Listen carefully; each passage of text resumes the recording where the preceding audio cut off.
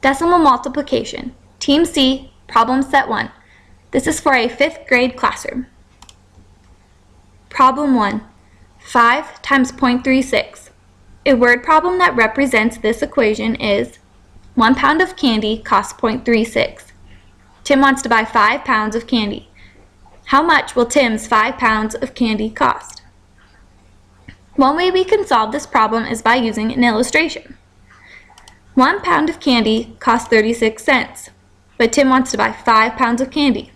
Each pound costs 36 cents. So we can add up the price of each pound of candy. 0.36 plus 0.36 plus 0.36 plus 0.36 plus 0.36. Or since we have 5 equal groups of 0.36, we can multiply 5 times 0.36. Both number sentences give us a 1.8 or $1.80. Tim will pay $1.80 for 5 pounds of candy. Another way we can solve this problem is by using base 10 blocks. The 10 by 10 square equals 1. The 10 by 1 column equals 0.1 or 1/10. The 1 square equals 0.01 or 1/100th. We have 5 holes here representing the 5 pounds of candy. How much does each pound cost? 36 cents. So we can shade in 0.36 of each hole to represent the cost of each pound. This is 0.36 because we have 3/10 and 6/100. Now we can regroup the pieces to find our answer. We have 1 hole and 8/10. So that is 1.8 or $1.80. The last way we can solve this problem is by using a number sentence. 5 times 0.36.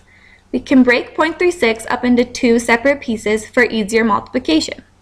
5 times 0.3 plus 0.06.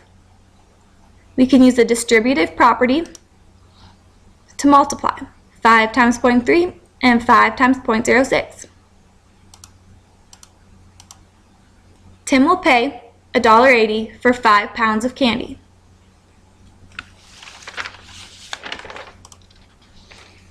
Problem 2. 0.25 times 5. 1 pound of candy costs $5. Tim wants to buy a 1/4 pound of candy. How much will Tim's 1/4 pound of candy cost? One way we can solve this problem is by using an illustration. 1 pound of candy costs $5.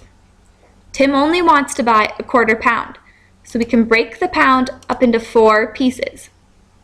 The pieces are equal, so we can also break $5 up into 4 equal pieces. $5 broken up into 4 equal pieces equals $1.25.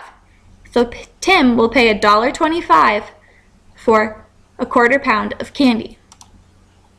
Another way we can solve this problem is by using base 10 blocks.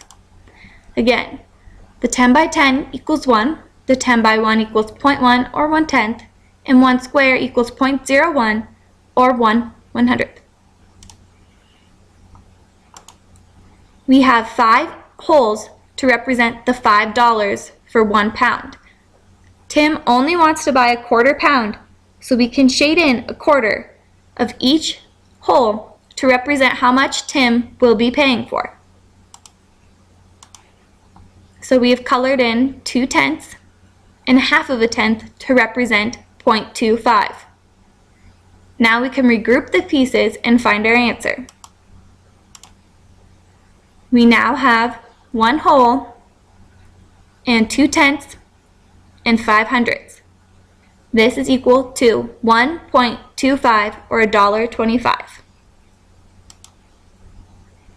Now we can solve using a number sentence. 0.25 times 5. We can break 0.25 up into 2 separate pieces for easier multiplication, and then use the distributive property to multiply. Tim will pay $1.25 for a 1/4 pound of candy. Problem 3. 0.25 times 0.36. A word problem that represents this equation is 1 pound of candy costs 36 cents. Tim only wants to purchase a quarter of a pound of candy. How much will Tim pay? One way to solve this is by using an illustration. 1 pound equals 0.36, or 36 cents. Tim only wants to buy a quarter of this, so we can break the pound up into 4 pieces.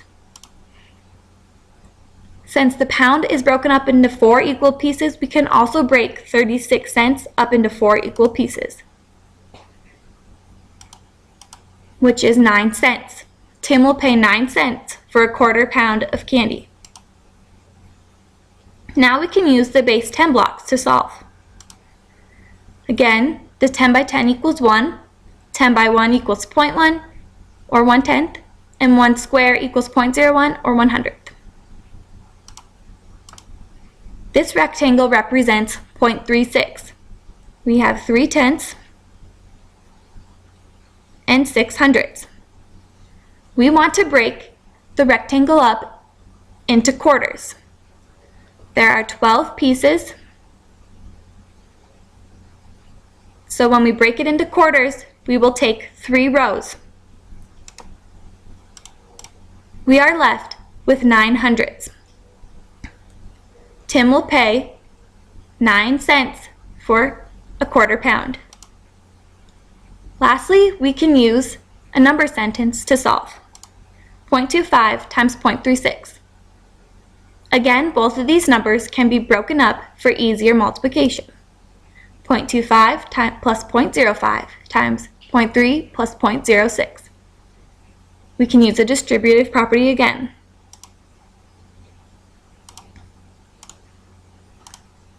Tim will pay 9 cents for a quarter pound of candy.